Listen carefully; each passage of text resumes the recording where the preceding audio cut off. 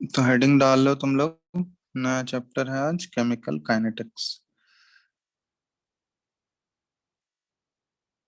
तुम लोग class 11th में एक चैप्टर पढ़े थे, केमिकल थर्म क्लास 11th में एक चैप्टर पढ़े थे, केमिकल थर्मोडायनामिक्स। थर्मोडायनामिक्स के बारे में हम लोग पढ़ते हैं ना, याद है? थर्मोडायनामिक्स या भूल गए सब चीज? हेलो। Yes sir. तो थर्मोडायनामिक्स में हम लोग क्या पढ़ते हैं? वहां भी हम लोग पढ़ते हैं, किसी भी प्रोसेस के बारे में पढ़ते हैं कि वो प्रोसेस फिजिबल होगा या नहीं होगा। वहां पे हम लोग जैसे मान लो थर्मोडायनामिक्स, जब केमिकल रिएक्शन के बारे में हम लोग पढ़ते हैं, किसी भी केमिकल रिएक्शंस में, तो वहां पे हम लोग थर्मोडायनामिक्स में ये चीज पढ़ते हैं कि वो रिएक्शन की फिजिबिलिटी के बारे में पढ़ते हैं कि वो रिएक्शन फिजिबल होगा या नहीं होगा, कितने टेम्परेचर पे होगा, क्या क्या कंडीशंस होंगे। मतलब स्पॉन्टेनिटी के बारे में, फिजिबिलिटी बोलना चाहे मतलब हम लोग स्पॉन्टेनिटी के बारे में पढ़ते हैं कि कोई भी प्रोसेस स्पॉन्टेनियस होगा या नहीं होगा, या कितने टेम्परेचर पे वो स्पॉन्टेनियस होगा। ठीक है। यहाँ पे हम लोग क्या करेंगे, केमिकल काइनेटिक्स, ये नाम से ही पता चल रहा होगा, हम लोग यहाँ फिजिबिलिटी से हमको कोई लेना देना नहीं है। यहाँ हम लोग फिजिबल रिएक्शंस के बारे में ही पढ़ेंगे, मतलब जो रिएक्शंस हो रहा होगा अपने आप, उसी के बारे में हम लोग पढ़ने वाले हैं। ठीक है। लेकिन यहाँ पे हम लोग एक टर्म यहाँ पे दिख रहा है, काइनेटिक्स। तो काइनेटिक्स क्या होता है ना, कि कोई भी रिएक्शन अगर हो रहा है ना, केमिकल रिएक्शन में अगर हम लोग बात करें, तो कोई भी रिएक्शन अगर हो रहा है तो वो कितने तेजी से हो रहा है, कितने स्पीड से हो रहा है, क्या उसके वेलोसिटी क्या है उस रिएक्शन के होने का, तो उसको हम लोग यहाँ पे पढ़ेंगे केमिकल काइनेटिक्स में। काइनेटिक्स किससे रिलेटेड है? मोशन से रिलेटेड है ना? Yes yes. और नो? तो केमिकल काइनेटिक्स मतलब यहाँ पे इस चैप्टर में हम लोग मेनली पढ़ने वाले हैं कि कोई भी रिएक्शन अगर हो रहा होगा तो वो कितने स्पीड से हो रहा होगा। ठीक है। ये तो हम लोग पढ़ेंगे ही, कितने स्पीड से हो रहा हो। फिर उसके बाद हम लोग ये सब भी देखेंगे कि कौन कौन से फैक्टर्स होते हैं जो कि स्पीड ऑफ रिएक्शन या रेट ऑफ रिएक्शन को इफेक्ट करते हैं। ठीक है। तो factors affecting the rate of reaction, वो सारा चीज पढ़ना है। फिर हम लोग पढ़ेंगे इसमें रिएक्शन मैकेनिज्म के बारे में। जैसे मान लो कोई भी रिएक्शन अगर एक या एक से ज्यादा स्टेप्स में होता है। ठीक है। बहुत सारे रिएक्शंस होते हैं जो सिंगल स्टेप में होते हैं, बहुत सारे रिएक्शंस ऐसे होते हैं जो कि एक से ज्यादा स्टेप्स में होते हैं। तो उसके लिए हम लोग रिएक्शन मैकेनिज्म कैसे लिखते हैं, तो वो सारा चीज इस चैप्टर में हमको डिटेल में करना है। आसान सा चैप्टर है, तो ज्यादा डिफिकल्ट है नहीं। ठीक है। थोड़े बहुत फॉर्मूलेज हैं, तो वो सब बस फॉर्मूला याद रखना है, बाकी प्रैक्टिस के ऊपर है। ठीक है। जितना ज्यादा प्रैक्टिस करोगे उतना आसान लगेगा। ठीक है।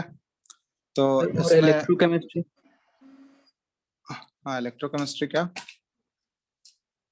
ये अभी नहीं स्टार्ट हो? इसके बाद स्टार्ट करेंगे, काइनेटिक्स के बाद। ठीक ओके। है। यस। तो केमिकल काइनेटिक्स ये एक्चुअली है क्या, ब्रांड डील्स विद, ऐसा लिख सकते हो कि deals with rate of reaction. ठीक है। रेट ऑफ रिएक्शन के बारे में डील करता है, या स्पीड ऑफ रिएक्शन हम लोग बोल सकते हैं। उसके बाद the factors affecting the rate of reaction, कौन कौन से फैक्टर्स रेट ऑफ रिएक्शन को अफेक्ट कर रहा है, एंड रिएक्शन मैकेनिज्म।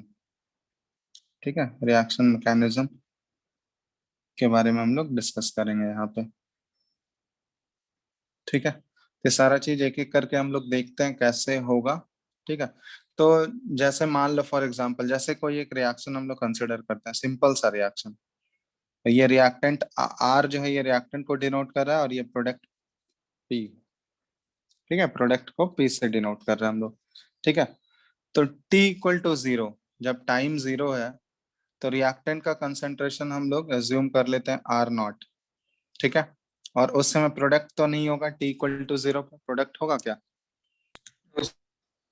नहीं होगा। तो प्रोडक्ट जीरो है। अब टी इक्वल टू टी पे हम लोग क्या करते हैं, रिएक्टेंट का कंसंट्रेशन कुछ आर वन एज्यूम कर लेते हैं, और प्रोडक्ट का कंसंट्रेशन कुछ पी वन एज्यूम कर लेते हैं हम लोग। कोई दिक्कत? नो। नो। किसी T T equal to T पे, एक second. Dear beneficiary, this call is from Union Ministry of ठीक है, आवाज आ रहा है ना सबको? Yes, sir. Yes, sir. चलो, T इक्वल टू टी पे रिएक्टेंट का कंसंट्रेशन कुछ हम लोग R1 एज्यूम कर लिए और प्रोडक्ट का कंसंट्रेशन P1 एज्यूम कर लेते हैं। ठीक है, अब यहाँ पे ध्यान देना कि रिएक्टेंट का कंसंट्रेशन टाइम के साथ क्या होगा। रिएक्टेंट का कंसंट्रेशन टाइम के साथ क्या होगा, बढ़ेगा या घटेगा? घटेगा। घटेगा। जैसे जैसे जैसे रिएक्शन आगे बढ़ते जाएगा, ठीक है। ध्यान देने योग्य बात है। किसका म्यूट करो, किसका ऑन है? रिएक्टेंट का कंसंट्रेशन क्या होगा, जैसे जैसे टाइम आगे बढ़ेगा रिएक्टेंट का कंसंट्रेशन धीरे धीरे डिक्रीज करेगा और प्रोडक्ट का कंसंट्रेशन क्या होगा, धीरे धीरे इंक्रीज करेगा। तो इन टर्म्स ऑफ कंसंट्रेशन अगर हम लोग बोले तो रेट ऑफ रिएक्शन को अगर हम लोग कंसंट्रेशन के टर्म में डिफाइन करें तो rate of reaction is equal to, अगर हम लोग रिएक्टेंट के कंसंट्रेशन के टर्म में बोले तो हम लोग बोल सकते हैं decrease in the concentration of reactant divided by time interval. और वो कितने टाइम में वो डिक्रीज हो रहा है, समझ रहे हो बात? कि कंसंट्रेशन कितना डिक्रीज हो रहा है रिएक्टेंट का और डिवाइडेड बाय वो कितने टाइम इंटरवल में उतना कंसंट्रेशन डिक्रीज हो रहा है, समझ रहे हो बात? यही चीज अगर प्रोडक्ट के पर्सपेक्टिव से अगर हम लोग बोलें तो प्रोडक्ट के पर्सपेक्टिव से अगर बोलेंगे तो प्रोडक्ट का कंसंट्रेशन क्या हो रहा है, टाइम के साथ इंक्रीज हो रहा है ना? Yes. यस और नो?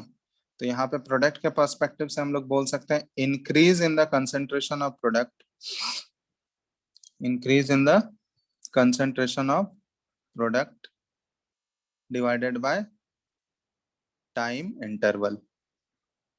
ठीक है, तो इसी को हम लोग बोलते हैं रेट ऑफ रिएक्शन। तो रेट ऑफ रिएक्शन हम लोग रिएक्टेंट के पर्सपेक्टिव से भी डिफाइन कर सकते हैं और प्रोडक्ट के पर्सपेक्टिव से भी डिफाइन कर सकते हैं।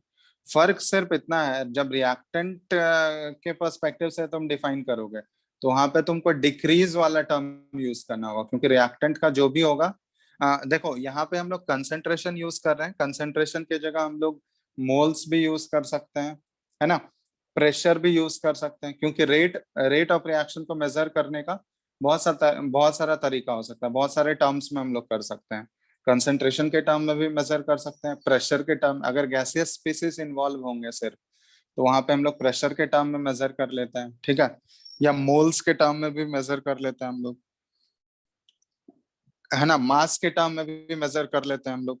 तो वो सारा चीज है। तो रिएक्टेंट के पर्सपेक्टिव से जब बात करोगे तो रिएक्टेंट के पर्सपेक्टिव से हमेशा कौन सा टर्म यूज होगा आगे, डिक्रीज, क्योंकि रिएक्टेंट का जो भी कंसंट्रेशन, प्रेशर या जो भी कुछ यूज करेंगे हम लोग वो टाइम के साथ घटेगा।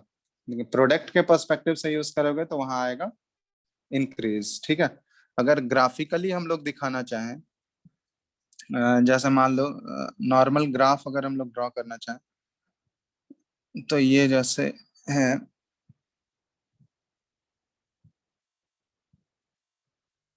ठीक है, यहाँ पे हम लोग ले रहे हैं concentration of reactant Y axis पे, ठीक है, और एक्स एक्सिस पे हम लोग टाइम, कंसंट्रेशन वर्सेस टाइम का ग्राफ अगर प्लॉट कर रहे हैं तो रिएक्टेंट का क्या होगा, ये देखोगे टाइम के साथ जैसे जैसे टाइम बढ़ेगा रिएक्टेंट का कंसंट्रेशन क्या होगा, ये डिक्रीज करते जाएगा।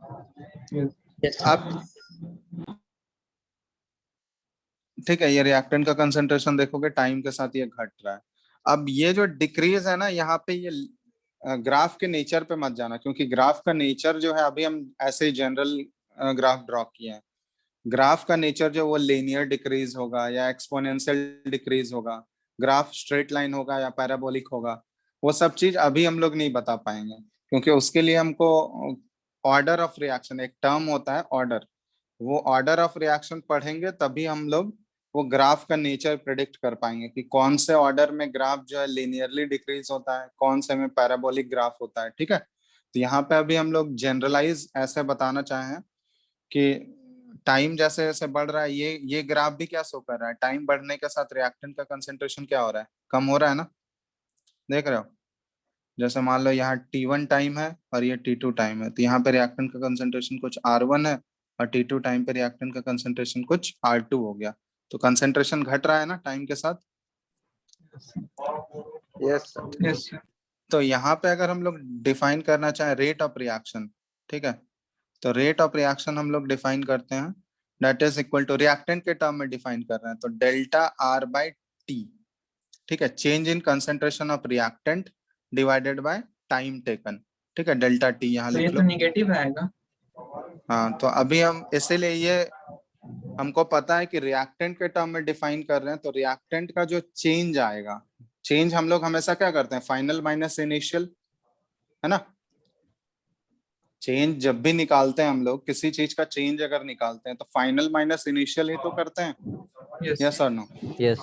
तो यहाँ पे हम लोग कंसेंट्रेशन, रिएक्टेंट के कंसेंट्रेशन का अगर चेंज निकालोगे तो वो नेगेटिव आएगा, क्योंकि फाइनल वाला वैल्यू हमेशा क्या होगा, इनिशियल से कम होगा ना।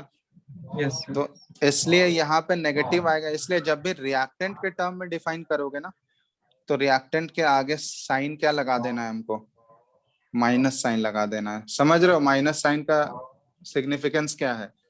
मतलब वो क्योंकि रेट पॉजिटिव हो जाएगा। हाँ, क्योंकि रेट का वैल्यू, रेट ऑफ रिएक्शन वो कभी भी नेगेटिव नहीं हो सकता है। हमारा रेट जो है, कितने रेट से रिएक्शन हो रहा है, कभी भी नेगेटिव नहीं होगा। समझ रहे हो, रेट का वैल्यू हमेशा क्या होगा, Positive. पॉजिटिव। तो जब भी रिएक्टेंट के टर्म में हम लोग रिएक्टेंट के कंसेंट्रेशन के टर्म में रेट को डिफाइन कर रहे हैं तो आगे हमको क्या साइन लगाना होगा, माइनस साइन लगाना होगा। ये माइनस साइन इसलिए लगाना पड़ रहा है क्योंकि change in concentration of reactant जो होगा, जो डेल्टा आर है, देखो यहाँ पे R2 माइनस R1, ये तो करेंगे हम लोग। Final Yes, rate, final concentration of reactant R2 है और इनिशियल R1 और डिवाइडेड बाय ये T2 माइनस T1। तो ये देखो R2 माइनस R1, ये वैल्यू क्या आएगा तुम्हारा, नेगेटिव वैल्यू आएगा या नहीं। R2 तो छोटा है R1 से, तो ये नेगेटिव sir. होगा। और इसी को हम लोग, तो ओवरऑल रेट अगर ये नेगेटिव हो जाता तो रेट हमारा नेगेटिव आ जाता ना, तो उसको पॉजिटिव करने के लिए हम लोग आगे क्या लगा दे रहे हैं, माइनस साइन लगा दे रहे हैं। तो जब भी रिएक्टेंट के टर्म में तुम डिफाइन करोगे, रिएक्टेंट के चेंज इन कंसेंट्रेशन को जब डिफाइन कर रहे हैं हम लोग, रेट लिख रहे हैं किसके रेस्पेक्ट में, change in concentration of reactant के रेस्पेक्ट में, तो आगे हम लोग क्या लगा देंगे यहाँ पे, माइनस साइन। ठीक है, ये ध्यान रखना। समझ में आ रहा है ये बात? Yes. Yes sir. Yes. और ये जो रेट ऑफ रिएक्शन है ना, ये एक्चुअली एवरेज रेट बता रहा है हमको, R average. Rate of reaction को स्मॉल आर से डिनोट करते हैं। ये एवरेज रेट बता रहा है। कैसे? किसी दो पॉइंट के बीच में हम लोग देख रहे हैं ना, दो पॉइंट, दो टाइम ले लिए हम लोग, दो टाइम इंटरवल कंसिडर कर लिए और उस दो टाइम इंटरवल के बीच में हम लोग चेक कर लिए कि क्या रेट का चेंज, मतलब कंसेंट्रेशन का क्या चेंज हुआ है। तो इस टाइप के हम लोग, ये जो चेंज हुआ होगा इसको हम लोग क्या बोलते हैं, ये क्या बता रहा है, average rate. Average rate of reaction है ना, ऐसे तो एवरेज वैल्यू हम लोग निकालते हैं। यस और नो? Yes. Yes. इसी तरह अगर प्रोडक्ट के टर्म में हम लोग, प्रोडक्ट के टर्म में रिप्रेजेंट करना चाहें तो प्रोडक्ट का ग्राफ अगर ड्रॉ करें हम लोग, तो यहाँ पे ऐसे ड्रॉ कर सकते हैं। यहाँ पे हम लोग ले लेते हैं कंसेंट्रेशन ऑफ प्रोडक्ट, ठीक है, वाई एक्सिस पे, और वर्सेस टाइम। तो प्रोडक्ट का टाइम के साथ क्या होगा, कंसेंट्रेशन, वो तो Increase. इंक्रीज ही करेगा ना। Yes. तो प्रोडक्ट का टाइम के साथ कंसेंट्रेशन बढ़ रहा है तो देख, तो मान लो ये इंक्रीज कर। अब यहाँ भी वही चीज है, देखो लीनियरली बढ़ेगा कि एक्सपोनेंशियली बढ़ेगा, वो चीज अभी हम लोग नहीं बता सकते हैं, अभी जनरल ग्राफ ड्रॉ कर रहे हैं हम। ठीक है, वो ग्राफ कैसे इंक्रीज होगा वो एक्चुअली डिपेंड करता है किस पे, ऑर्डर ऑफ रिएक्शन, जो कि ऑर्डर अभी हम लोग पढ़े नहीं है, तो वो ऑर्डर पे डिपेंड करता है। ठीक है, तो यहाँ पे देखो टाइम के साथ, जैसे ये T1 टाइम है तो इस समय प्रोडक्ट का कंसेंट्रेशन कुछ P1 है, और T2 पे देखो जैसे टाइम हम लोग बढ़ाए, प्रोडक्ट का कंसेंट्रेशन ये क्या हो गया, इंक्रीज हो गया ना। तो इसके प्रोडक्ट के टर्म में अगर हम लोग रेट ऑफ रिएक्शन को डिफाइन करें, rate of reaction in terms of product, तो यहाँ delta P, change in concentration of product, delta P by delta T, यही लिखोगे, ये लिखेंगे ना। Yes, sir. अब यहाँ पे तुमको माइनस साइन लगाने का जरूरत है क्या यहाँ पे, ये तो ऑलरेडी नहीं, पॉजिटिव नहीं। वैल्यू।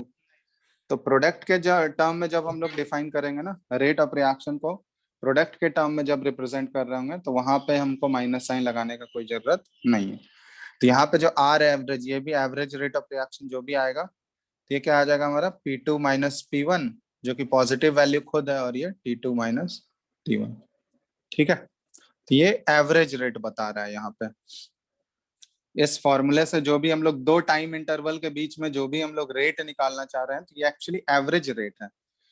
ठीक है, एक होता है इंस्टेंटेनियस रेट, जैसे तुम लोग पढ़े हो ना, average velocity, instantaneous velocity, physics में पढ़ते हैं ना। yes sir, तो उसी तरह यहाँ भी हम लोग पढ़ते हैं एवरेज रेट ऑफ रिएक्शन, मतलब एवरेज वेलोसिटी निकालते थे तो क्या करते थे, दो पॉइंट के बीच में हम लोग वेलोसिटी चेक कर लेते थे और कितना टाइम में वो चेंज हो रहा है, वैसे ही होता था। तो यहाँ भी एवरेज रेट हो गया, दो टाइम इंटरवल के बीच में हम लोग कंसंट्रेशन का क्या चेंज हुआ है वो चेक कर लिए, और डिवाइडेड बाय कितने टाइम में वो हुआ है, तो एवरेज वैल्यू हो गया। इंस्टेंटेनियस रेट निकालना होगा तो क्या करेंगे हम लोग, different, बोलो। हाँ, तो इंस्टेंटेनियस रेट जो है, इंस्टेंटेनियस रेट ऑफ रिएक्शन हमेशा डिफरेंशिएशन से ही निकलेगा, जो भी इक्वेशन हमको दिया होगा उस कर्व का। ठीक है, जैसे जो भी ग्राफ नेचर होगा ना, रेट वर्सेस टाइम का, सॉरी कंसंट्रेशन वर्सेस टाइम का जो कर्व होगा, नेचर ऑफ कर्व हमको पता होगा, उस कर्व को हम लोग क्या करेंगे, डिफरेंशिएट कर देंगे। उस कर्व को क्या करोगे, किसी एक पर्टिकुलर पॉइंट डिफरेंशिएट करके। तो आर इंस्टेंटेनियस अगर हमको निकालना है, R instantaneous, instantaneous rate of reaction अगर निकालना है हमको, तो किसी पर्टिकुलर पॉइंट पे निकालना होगा। तो यहाँ पे हम लोग क्या करेंगे, कंसंट्रेशन का किसके साथ डिफरेंशिएशन करेंगे, time, टाइम के साथ। तो D R by D T, समझ रहे हो, उस पर्टिकुलर कंसंट्रेशन पे जो भी कर्व हमको इक्वेशन का कर्व दिया रहेगा, यहाँ पे मेनली हम लोग एवरेज रेट से ही डील करते हैं, यहाँ पे इंस्टेंटेनियस रेट का जरूरत नहीं पड़ता है हम लोगों को। ठीक है, अगर मान लो किसी क्वेश्चन में तुमको अगर इंस्टेंटेनियस रेट निकालना है, तो उस इक्वेशन का वो जो कर्व है, उस कर्व का हमको क्या पता होना चाहिए, इक्वेशन पता होना चाहिए, तभी तो हम लोग डिफरेंशिएट कर सकते हैं। यस और नो। yes, Yes. तो वो कर्व के इक्वेशन तुमको टाइम के साथ दिया रहेगा, उसको हम लोग क्या कर देंगे, डिफरेंशिएट कर देंगे विथ रिस्पेक्ट टू टाइम। तो अगर हम लोग रिएक्टेंट के टर्म में बात कर रहे हैं तो minus D R by D T हो जाएगा, प्रोडक्ट के टर्म में बात करेंगे तो डीपी बाय डी टी। समझ रहे हो बात, ये तो प्लस में ही रहेगा, इसको आगे माइनस लगाने की जरूरत है क्या, no sir, नहीं। तो ये ध्यान रखना। तो इंस्टेंटेनियस रेट, अगर हम लोग इंस्टेंटेनियस रेट डिफाइन करना चाह रहे हैं, तो जिस पॉइंट पे हमको निकालना है, जैसे मान लो इस पॉइंट पे निकालना है और इस कर्व का इक्वेशन हमको पता है, तो हम लोग इस पॉइंट पे जो भी कर्व का इक्वेशन होगा उसको हम लोग डिफरेंशिएट कर देंगे किसके रेस्पेक्ट में, टाइम के रेस्पेक्ट में, तो हमको इंस्टेंटेनियस रेट निकल जाएगा। ठीक है, तो ये हो गया इंस्टेंटेनियस रेट। और किसी दो पॉइंट के बीच में अगर हमको रेट ऑफ रिएक्शन निकालना है, तो वो हो गया एवरेज रेट ऑफ रिएक्शन। ठीक है, तो यहाँ पे एक चीज ध्यान देना, जब हम लोग रिएक्टेंट के टर्म में डिफाइन करेंगे रेट ऑफ रिएक्शन को, तो आगे हमको क्या लगाना है, माइनस साइन यूज करना है।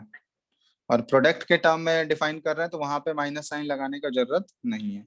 ठीक है, क्योंकि वो ऑलरेडी जो डिफरेंस आएगा वो पॉजिटिव ही रहेगा। लेकिन रिएक्टेंट के केस में वो जो चेंज आता है, फाइनल माइनस इनिशियल जो करते हैं हम लोग, वो नेगेटिव आता है, इसीलिए उसको आगे माइनस लगाते हैं ताकि वो ओवरऑल वैल्यू जो हो वो क्या हो, पॉजिटिव हो। ठीक है, तो यहाँ पे पूछा जाता है, जैसे तुमसे क्वेश्चन पूछ देगा कि माइनस साइन क्या सिग्निफाई कर रहा है, रिएक्टेंट के चेंजिंग रेट ऑफ रिएक्शन में जब रिएक्टेंट के टर्म में डिफाइन करते हैं, तो ये minus delta R by delta T, ये क्या सिग्निफाई कर रहा है, तो ये क्या सिग्निफाई करता है, माइनस, बताओ। ये सिग्निफाई करता है कि रिएक्टेंट का कंसेंट्रेशन टाइम के साथ क्या हो रहा है, डिक्रीज कर रहा है ना। Decrease, yes. ठीक है, तो ये वही चीज सिग्निफाई करेगा, signifies A decrease in concentration of reactant with किसके साथ, टाइम के साथ। time, समझ रहे हो, yes, तो सिग्निफिकेंस अगर पूछा जाएगा तो ये लिख सकते हो। ठीक है, चलो इसको नोट करो फटाफट, फिर आगे हम लोग देखते हैं। तो ये तो सिंपल सा रिएक्शन लिखे थे। जब बैलेंस्ड रिएक्शन दिया रहेगा तो उसमें कैसे करेंगे हम लोग, उसमें क्या तरीका है, लिख लियो यहाँ तक? Yes, sir. सब लोग लिख चुके हो? दिख रहा है ना स्क्रीन? बोलो। Yes, sir. Yes, sir. Yes, sir. Okay, लिख चुके हो यहाँ तक? Yes, sir. चलो अब देखते हैं कोई भी जनरल बैलेंस्ड इक्वेशन के लिए, for a balanced chemical equation. ठीक है,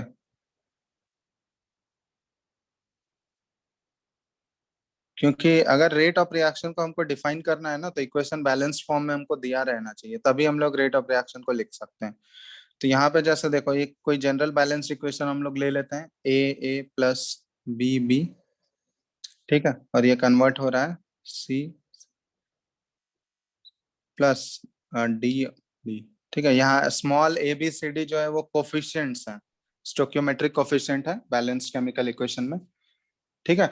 इस बैलेंस्ड केमिकल इक्वेशन के लिए अगर हमको रेट ऑफ रिएक्शन को डिफाइन करना है, तो रेट ऑफ रिएक्शन आता है, rate of reaction R is equal to, ये इसका लिखने का तरीका है, ठीक है, ये चीज ध्यान रखना। जो उसका स्टोइकियोमेट्रिक कोफिशिएंट होगा ना, रिएक्टेंट के टर्म में तो आगे माइनस साइन आ जाएगा, जब रिएक्टेंट के टर्म में डिफाइन करेंगे तो आगे माइनस साइन तो लगाना है हमको। और जो भी उसका स्टोइकियोमेट्रिक कोफिशिएंट होगा ना, वो उसका हम लोग क्या कर लेते हैं, रेसिप्रोकल ले लेते हैं। तो स्टोइकियोमेट्रिक कोफिशिएंट क्या है यहाँ पे, ए, तो ये क्या हो जाएगा यहाँ आगे 1/a, ठीक है, और into change in concentration of reactant divided by D. समझ रहे हो बात? Change in concentration of A divided by time interval, change in time, है ना।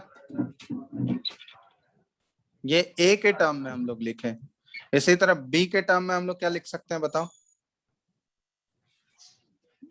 -1/b लिख सकते हैं। ये बी भी तो रिएक्टेंट ही है ना यहाँ, Yes.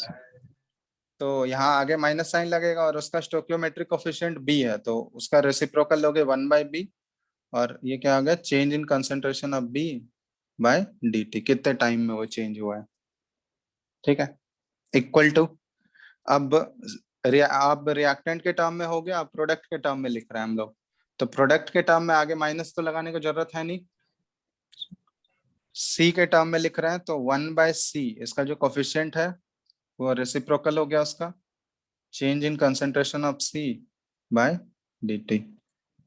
डी के टर्म में लिखेंगे तो क्या आएगा बताओ जल्दी से, 1/d. 1/d और change Concentration of D with respect. dt। समझ में आया?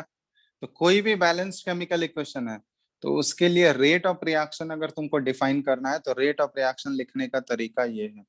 तो ये तुम लोग को फर्स्ट एंड फॉरमोस्ट ये आना चाहिए, बहुत इंपॉर्टेंट है। हम लोग किसी के टर्म में भी डिफाइन कर सकते हैं, रिएक्टेंट और प्रोडक्ट किसी के टर्म में भी। जब रिएक्टेंट के टर्म में डिफाइन करेंगे तो आगे माइनस साइन आएगा, और जो भी उसका स्टोइकियोमेट्रिक कोफिशिएंट हो रहा होगा वहां बैलेंस्ड केमिकल इक्वेशन में, जो भी स्टोइकियोमेट्रिक कोफिशिएंट होगा उससे वो क्या कर दोगे, उसका रेसिप्रोकल ले लोगे, ठीक है, उसके रेसिप्रोकल से मल्टीप्लाई करते हैं हम लोग।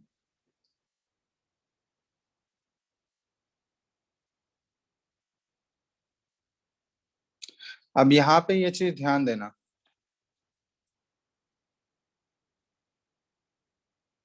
हेलो, आवाज आ रहा है सबको? Yes. Yes. आ रहा है या नहीं? Yes, sir. आ रहे हैं. Yes, sir. चलो अब देखो, अब यहाँ पे ध्यान देना कि ये -dA/dt जो है, ये -dA/dt ये क्या रिप्रेजेंट करेगा, ये रिप्रेजेंट करता है rate of disappearance of A, disappearance of A, समझ रहे हो? -dA/dt मतलब ए जो है वो कितने तेजी से डिसअपियर हो रहा है, या किस रेट से डिसअपियर हो रहा है, वो कौन रिप्रेजेंट कर रहा है, -dA/dt।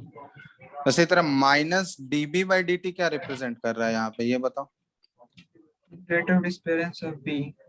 Rate of disappearance of B, ठीक है, ये चीज ध्यान देना।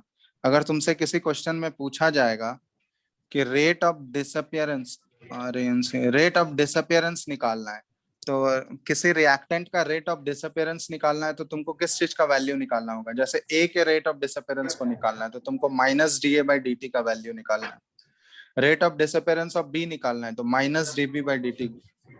अब जैसे रेट ऑफ अपीयरेंस, ये डीसी बाई डी टी क्या शो करेगा? ये रेट ऑफ appearance. हाँ, रेट ऑफ अपीयरेंस या फिर रेट ऑफ फॉर्मेशन। ठीक है, रेट ऑफ फॉर्मेशन या फिर रेट ऑफ अपीयरेंस ऑफ किसका? सी। इसी तरह D D by D T. ठीक है, ये तो आगे प्लस साइन ही रहेगा इसमें, क्योंकि प्रोडक्ट है, तो प्रोडक्ट में तो हम लोग माइनस साइन लगाते नहीं है, सारा प्लस साइन होगा। ठीक है, तो ये D D by D T ये भी क्या शो कर रहा है? रेट ऑफ फॉर्मेशन या अपीयरेंस ऑफ डी।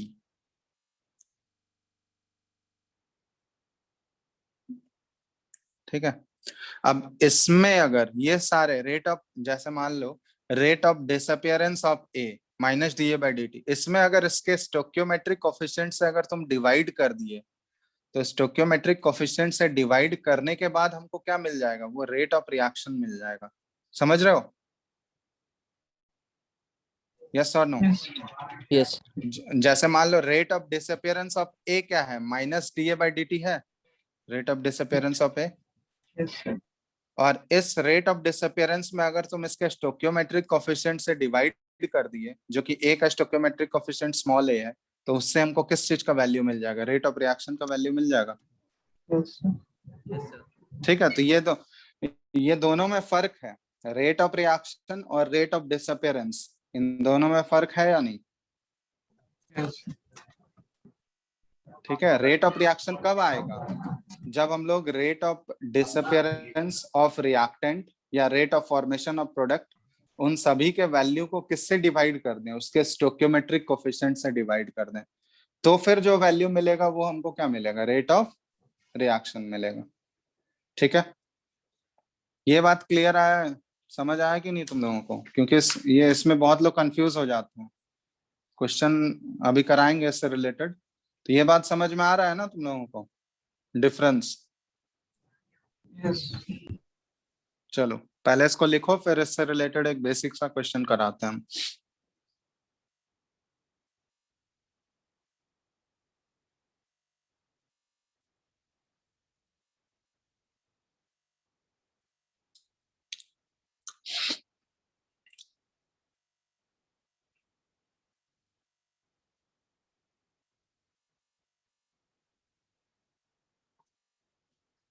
ठीक है, यहाँ पे एक पॉइंट नोट करके लिखना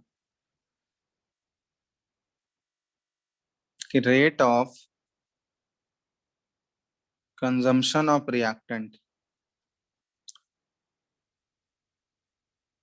और rate of formation of product, ये चीज जो है ये स्टोक्योमेट्रिक कोफिशिएंट पे डिपेंड नहीं करता है, does not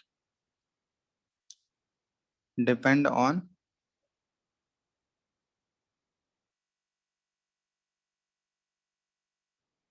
stoichiometric coefficient of reactant और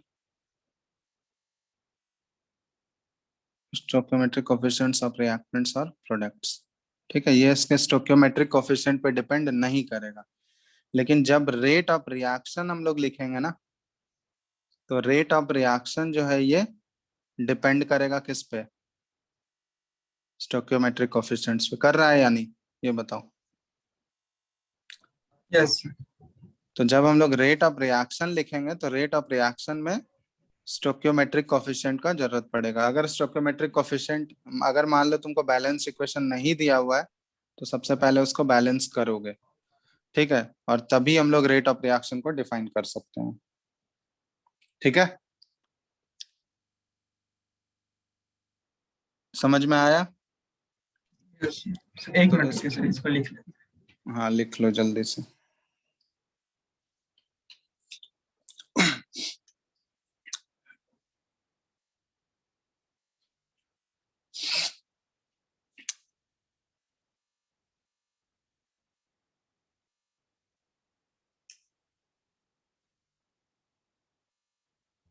सर फर्स्ट वाला पॉइंट एक बार बताइए ना। फर्स्ट वाला पॉइंट कौन सा? Sir rate of consumption of. अच्छा, रेट ऑफ, ये जो लिख रहा है rate of disappearance of reactant या फिर rate of formation of product, ये स्टोइकियोमेट्रिक कोफिशिएंट से इसका कोई लेना देना है क्या? इसके एक्सप्रेशन में स्टोइकियोमेट्रिक कोफिशिएंट इन्वॉल्व हो रहा है क्या? बोलो। No sir. नहीं तो वो स्टोइकियोमेट्रिक कोफिशिएंट पे डिपेंड करेगा? No sir. वही लिखा हुआ है, आया समझ में? Yes sir. लेकिन जब रेट ऑफ रिएक्शन हम लोग डिफाइन करेंगे तो रेट ऑफ रिएक्शन में क्या है, स्टोइकियोमेट्रिक कोफिशिएंट्स इन्वॉल्व हैं या नहीं, है ना? Yes sir involve. तो फिर रेट ऑफ रिएक्शन जो है वो स्टोइकियोमेट्रिक कोफिशिएंट पे डिपेंड करता है। Rate of consumption of reactant या rate of formation of product वो डिपेंड नहीं करेगा। ठीक है, यस सर। चलो। Yes, sir, continue.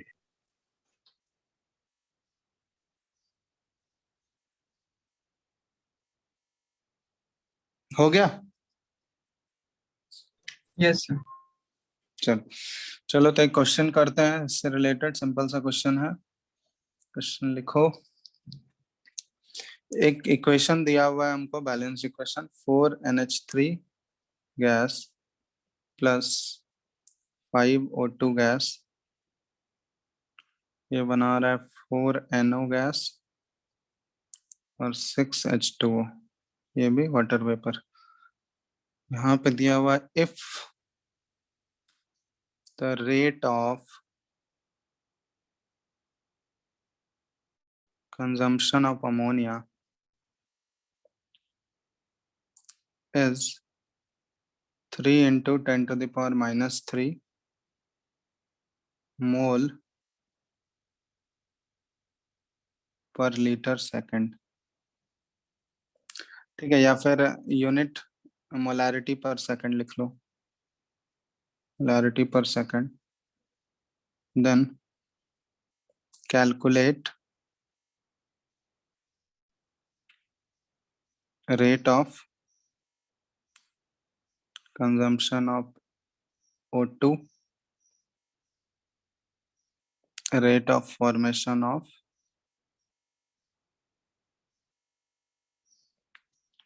NO and H2O। Also calculate the rate of reaction।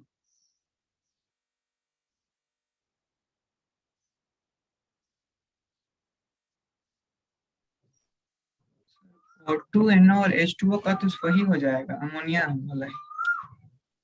ठीक है, चलो करो। और 2NO और H2O का सेम रहेगा। O2NO और H2O का सेम रहेगा क्या?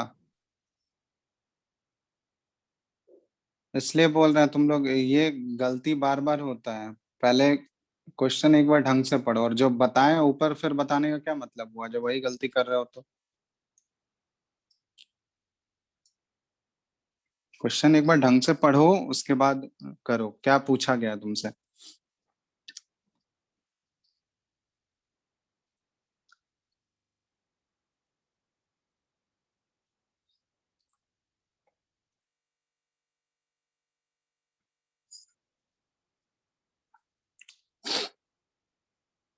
क्वेश्चन दिख रहा है ना सबको?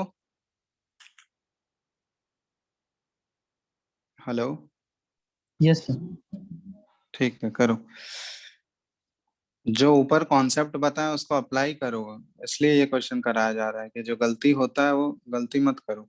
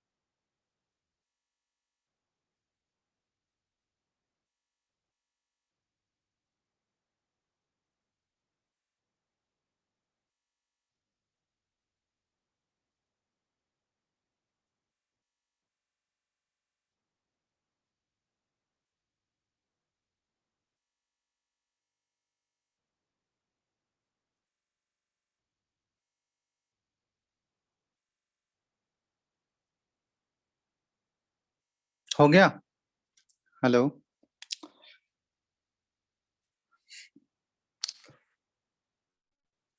हेलो, आवाज आ रहा है? यस सर, बना लिया? यस और नो? थोड़ा सा बाकी है। ठीक है, बना।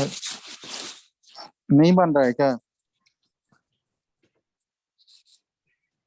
बना रहे हैं।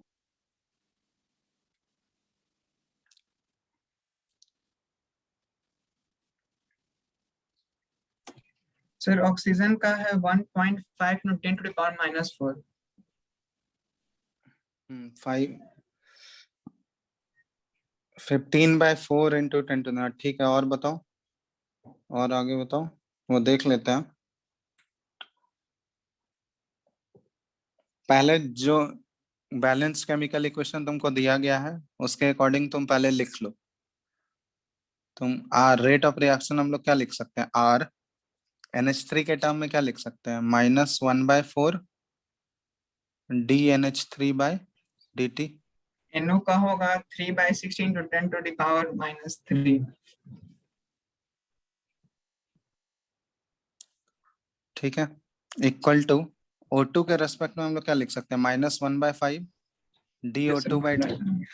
DO2/dt। देखते रहो सब लोग। और यस ये NO के टर्म में क्या लिख सकते हैं? 1/4 DNO/dt। ऐसे लिखने का तरीका जो बताया है तुम लोगों को। और H2O के टर्म में क्या लिख सकते हैं? 1/6 DH2O/dt। यही ऐसे ही बताया। और ये सभी Yes, sir. Rate of reaction R के इक्वल है ना? अब क्वेश्चन में तुमको दिया है rate of consumption of ammonia दिया गया है, मतलब किस चीज का वैल्यू हमको दिया है? -DNH3/dt। यही होता है ना rate of consumption of ammonia? Yes और नो? Yes yes sir. इसका वैल्यू हमको कितना दिया गया? 3 × 10⁻³ मोलारिटी पर सेकंड। और हमको निकालना क्या है? Rate of consumption of O2 पहले निकालना है। तो हमको वैल्यू निकालना है -DO2/dt। कैसे निकालेंगे? अगर -DNH3/dt का वैल्यू हमको इतना दिया हुआ है, -DO2/dt का वैल्यू निकालना है, तो हम लोग इन दोनों को रिलेट करेंगे या नहीं? इन्हीं दोनों से रिलेट करके निकालोगे ना? Yes, sir. Yes sir. तो इन दोनों से रिलेट करोगे तो ये 5 को उधर भेजोगे तो क्या हो जाएगा? 5/4 होगा। और बाकी -DNH3/dt का वैल्यू तो दिया हुआ ही है हमको, कितना? 3 × 10⁻³ यही तो आंसर हो गया। तो rate of consumption of O2 कितना हो गया? 15/4 × 10⁻³ यही तो होगा। यस यस और नो? चलो, ये rate of consumption of O2 हो गया। Rate of formation of NO पूछा गया है। तो rate of formation of NO मतलब DNO/dt का वैल्यू हमको निकालना है। तो किसी दो को रिलेट कर दो। अब जिसका दिया हुआ है और उसी से रिलेट कर देते हैं हम लोग। तो यहाँ देखो DNO/dt और NH3 -DNH3/dt का वैल्यू दिया हुआ था, और ये दोनों जगह 4 ही है, तो 4 तो कैंसिल आउट हो जाएगा। मतलब जितने रेट से अमोनिया कंज्यूम हो रहा था उतने रेट से NO फॉर्म भी हो रहा होगा, सेम होगा ना, क्योंकि कोफिशिएंट्स बराबर है। यस और नो? बोलो। तो DNO/dt का वैल्यू भी क्या हो जाएगा? 3 × 10⁻³ इसका तो सेम हो जाएगा। हाँ या नहीं बताओ? Yes, sir. चलो, अब तीसरा H2O का भी निकालना है कि रेट ऑफ फॉर्मेशन क्या है। तो DH2O/dt। तो इसको भी H2O वाले को भी कंपेयर कर लो, NH3 से ही कंपेयर कर लो जिसका दिया हुआ है। तो ये क्या हो जाएगा? 6 इधर है ना, 6 को उस साइड भेजोगे तो 6/4 हो जाएगा तुम्हारा, और इंटू 3 × 10⁻³ यही होगा। ये rate of formation of H2O, rate of formation of NO, rate of consumption of O2, यही तीनों निकालना था हमको शुरुआत में। कोई दिक्कत किसी को? No, sir. देख लो एक बार, ये बेसिक चीज है। सर। इस हाँ बोलो। No sir, no. कोई डाउट नहीं है ना इसमें? ये अगर यही चीज नहीं समझोगे तो फिर आगे गलती होगा बहुत। नो सर डाउट ठीक नहीं है। अब एक और चीज पूछा गया है तुमसे, क्वेश्चन में क्या पूछा गया, रेट ऑफ रिएक्शन भी पूछा गया है। तो रेट ऑफ रिएक्शन नहीं निकाल सकते हो, किसी एक टर्म में निकाल लो आज। ठीक, क्या हो गया, अमोनिया के टर्म में निकाल लेते हैं, तो -1/4 इंटू, सॉरी ये -DNH3/dt का वैल्यू तो हमको दिया हुआ ही है, कितना है 3 × 10⁻³ ये दिया हुआ है ना। तो ये क्या हो गया 3/4 × 10⁻³ यही तो हो गया रेट ऑफ रिएक्शन। किसी के टर्म में भी निकालो रेट ऑफ रिएक्शन तुम्हारा सेम ही आएगा, यही आएगा। किसी के टर्म में, तुम वाटर के टर्म में निकाल लो या फिर NO के टर्म में निकालो, रेट ऑफ रिएक्शन तुम्हारा 3/4 × 10⁻³ आएगा। आ रहा है देखो तो, यस सेम आएगा 3/4 × 10⁻³ आएगा, तुम किसी के टर्म में भी निकाल लो, चेक कर लो, नहीं तो किसी को अगर डाउट है तो। आ रहा है। रेट यस ऑफ सर आ रिएक्शन, गया।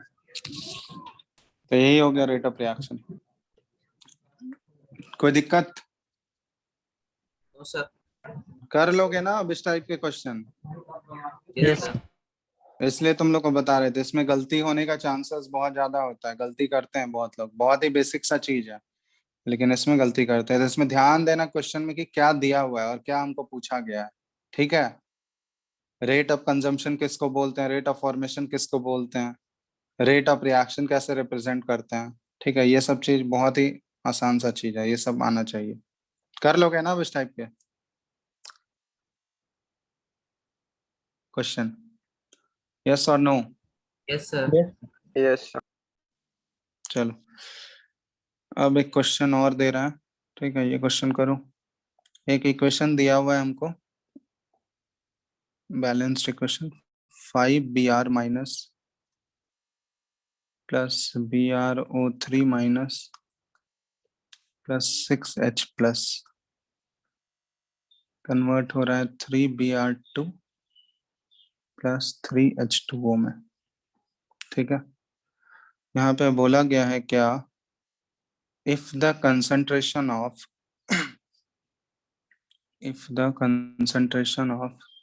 Br minus in this reaction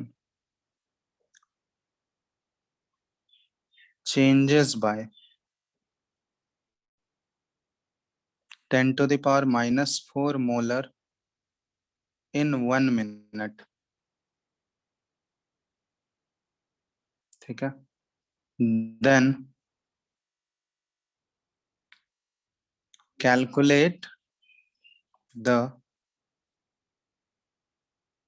change in pH of the above reaction in 1 second। Change in pH तुमको निकालना है, उस ऊपर वाले रिएक्शन जो दिए गए गिवन रिएक्शन में 1 सेकंड में कितना पीएच का चेंज हो रहा होगा उस रिएक्शन में। ठीक है, चलो करो तो।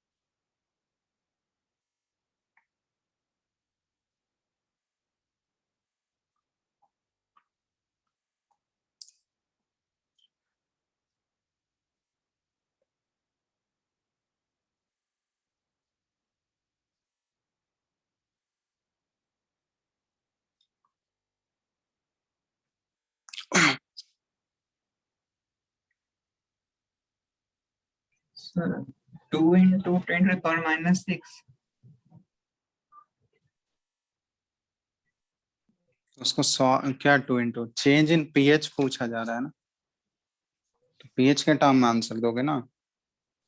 वो हम H प्लस का निकालें। हाँ तो H प्लस आ गया तो पीएच नहीं निकाल सकते हो।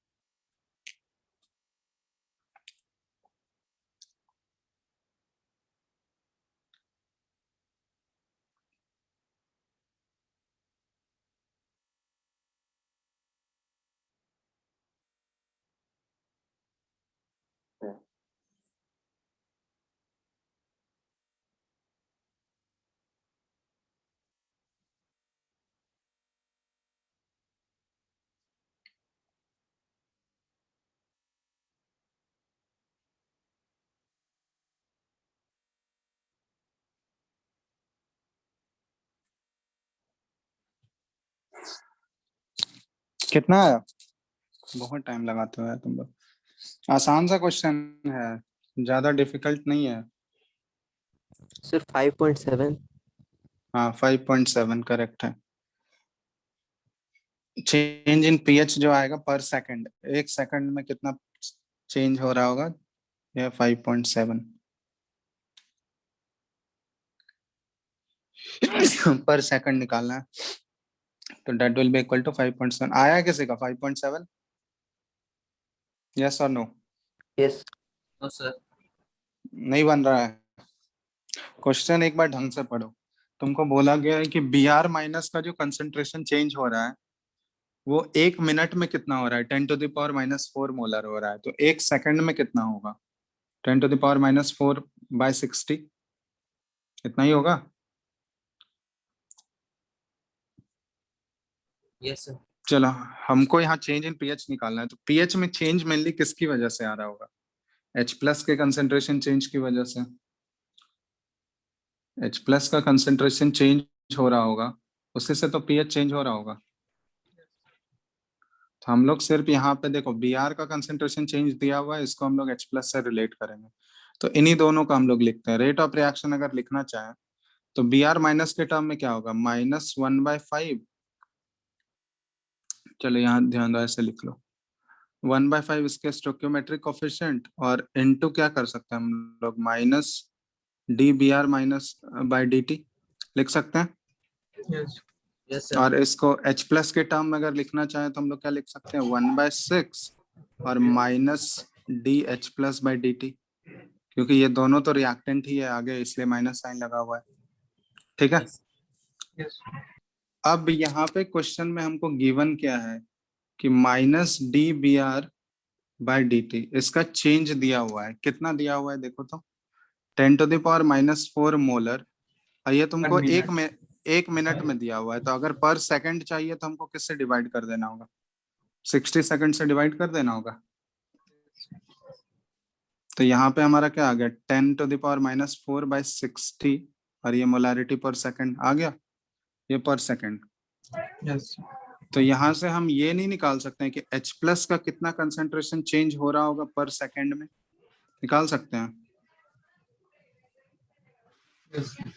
कितना होगा, ये 6 by 6 इधर है ना, तो 6/5 और इनटू क्या हो जाएगा, 10⁻⁻⁴/60, ये तो हो रहा होगा। यस और नो? Yes. ये कितना आ गया देखो, 1/5 इंटू 10⁻⁻, Right.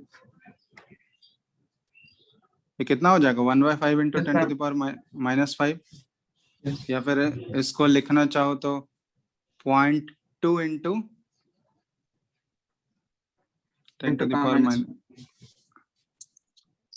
है ना, या 2 इंटू 10⁻⁻6, ये भी लिख सकते हो Yes. अलग। 2 इंटू ऐसे ही कन्वर्ट कर लो, 2 इंटू 10⁻⁻6 मोलर, क्योंकि log 2 का वैल्यू तो हमको पता है ना, तो ये change in concentration of H plus पर सेकेंड आ गया हमको कि H प्लस का 1 सेकेंड में कितना कंसंट्रेशन चेंज आ रहा होगा। तो अगर H प्लस का कंसंट्रेशन चेंज हमको पता चल चुका है कि 1 सेकेंड में कितना हो रहा है, तो हम लोग ये नहीं निकाल सकते हैं कि pH का चेंज कितना होगा पर सेकेंड। pH एक्चुअली क्या होता है, minus log concentration of H plus, यही तो होता है। तो अगर H प्लस का कंसंट्रेशन चेंज हमको पता है 2 × 10⁻⁶ है, तो pH का कितना चेंज हो रहा होगा, 6 माइनस log 2 हो जाएगा ये। और log 2 का वैल्यू कितना होता है, 0.3 तो होता है। तो ये कितना हो गया, 5.7 हो गया चेंज इन pH। ये एक्चुअली हम लोग चेंज इन pH निकाल रहे थे, चेंज इन pH पर सेकंड आ गया 5.7। ये तो है हमारा आंसर। देख लो एक बार अच्छे से, क्वेश्चन सिंपल था। इसमें मेनली pH जो इफेक्ट होगा वो किससे इफेक्ट होगा, H प्लस के कंसेंट्रेशन से ही तो इफेक्ट होगा ना, यस और नो। और हम लोग Yes. H प्लस का कंसेंट्रेशन चेंज निकाल लिए कि 1 सेकंड में H प्लस का कितना कंसेंट्रेशन चेंज हो रहा होगा, बस उससे हम लोग pH निकाल लिए माइनस लॉग करके, minus log of concentration of H plus. तो आ गया कितना pH चेंज हो रहा होगा पर सेकंड। ठीक है, थोड़ा सा ऊपर कीजिए, बोलो। बस से थोड़ा, हाँ थोड़ा नीचे।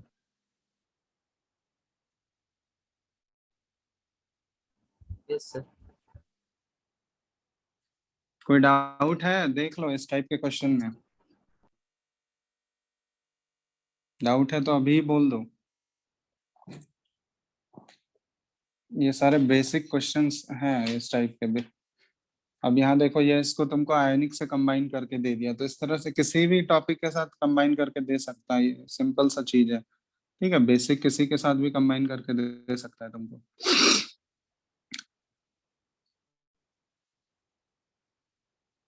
जैसे एक और छोटा सा लिख लियो ना, ये यस सर। लिख लियो। हाँ चलो, एक छोटा सा क्वेश्चन है, तुमको दिया गया rate of formation of SO3 is 100 ग्राम पर मिनट। ठीक, 100 ग्राम पर मिनट तुमको निकालना है। हेंस रेट ऑफ डिसअपियरेंस निकालना है, rate of disappearance of O2 is, और ये रिएक्शन दिया गया तुमको 2SO2 प्लस O2 और ये 2SO3। जल्दी फटाफट बताओ।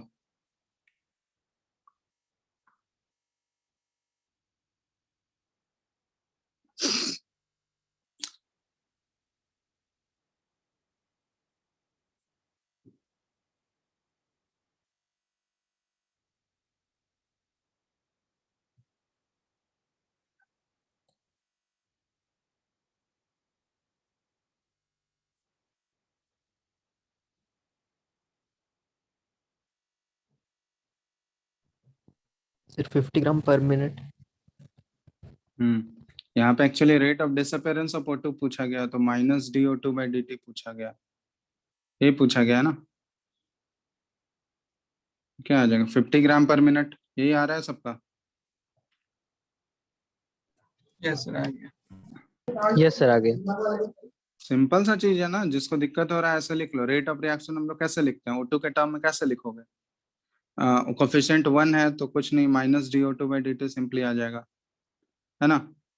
और SO2 के टर्म में कैसे लिखेंगे, ये 1/2 D ऑफ SO3 के टर्म में dSO3/dt। और हमको क्वेश्चन में दिया rate of formation of SO3, मतलब dSO3/dt, इसका वैल्यू हमको दिया गया है, ये 100 ग्राम पर मिनट, यस सर। यही दिया गया ना।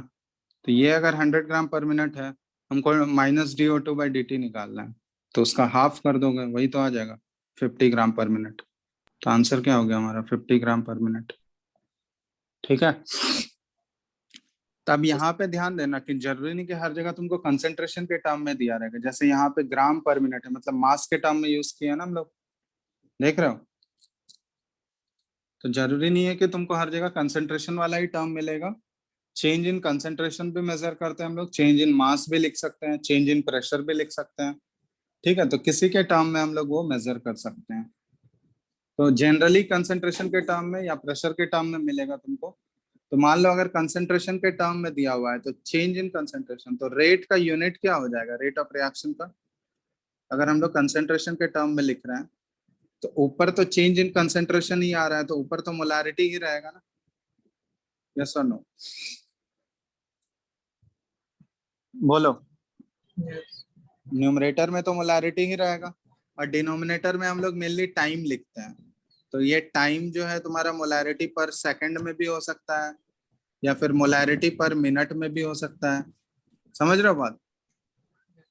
टाइम का तो बहुत सारा यूनिट हो सकता है, मोलारिटी पर आवर में भी हो सकता है। तो ये मोलारिटी के जगह बहुत जगह देखोगे तुम्हारा प्रेशर में रहता है, तो प्रेशर का यूनिट तुम्हारा एटीएम, और एटीएम पर सेकंड लिख सकते हैं या फिर एटीएम पर मिनट लिख सकते हैं। समझ रहे हो? या मास के टर्म में जैसे अभी दिया हुआ था, तो मास के टर्म में हम लोग ग्राम पर मिनट या फिर ग्राम पर सेकंड। ठीक है, तो ये सारे रेट ऑफ रिएक्शन का यूनिट, मतलब वो किस टर्म में दिया है उसके अकॉर्डिंग हम लोग यूनिट आ जाएगा। जो भी दिया रहेगा उसका कोफिशिएंट, मतलब सॉरी, जो भी जिस टर्म में दिया रहेगा उसका यूनिट ऊपर न्यूमरेटर में आएगा और नीचे तो हमेशा टाइम का यूनिट आएगा, मिनट या सेकंड या फिर आवर में। ठीक है, कोई दिक्कत? यस और नो? No sir. देख लो, ये यूनिट्स के बारे में डिस्कस कर रहे थे हम लोग। कोई दिक्कत है किसी को भी तो एक बार अच्छे से देखो। ये हो गया बेसिक क्वेश्चन, इससे रिलेटेड बेसिक सब बन जाएंगे ना, इस टाइप के बेसिक वाले क्वेश्चंस जो भी होंगे। हाँ या नहीं? Yes yes sir. यस चलो, तो आज हम इतना ही रखते हैं। नेक्स्ट क्लास में हम लोग आगे और पढ़ेंगे, इसमें रेट लॉ एक्सप्रेशन के बारे में हम लोग पढ़ेंगे। ठीक है, तो देख लो आज, अगर इसमें से किसी को कोई डाउट है तो बेसिक वाला एक्सरसाइज तुम लोग अब ट्राई कर सकते हो। बुकलेट में देखना, जो बेसिक रेट लॉ, रेट से रिलेटेड कुछ एक्सरसाइज होंगे ना, बुकलेट तो होगा सभी के पास। उसमें पहला जो एक्सरसाइज होगा बेसिक, जो कि इस टाइप के इक्वेशन के ऊपर बेस्ड होगा, उसको तुम लोग अटेम्प्ट कर सकते हो, है ना। चलो, कुछ पूछना है किसी को इसमें, इससे रिलेटेड? देख लो एक बार, किसी को भी डाउट हो तो। कुछ पूछना है किसी को? आदित्य, हेलो, किसी को कोई डाउट है? नो सर लास्ट चैप्टर वाला डाउट ग्रुप में सेंड कर देंगे या फिर उसी दिन करवाइएगा? ग्रुप में सेंड कर देना, उसको हम लोग डिस्कस कर लेंगे नेक्स्ट क्लास में। ओके।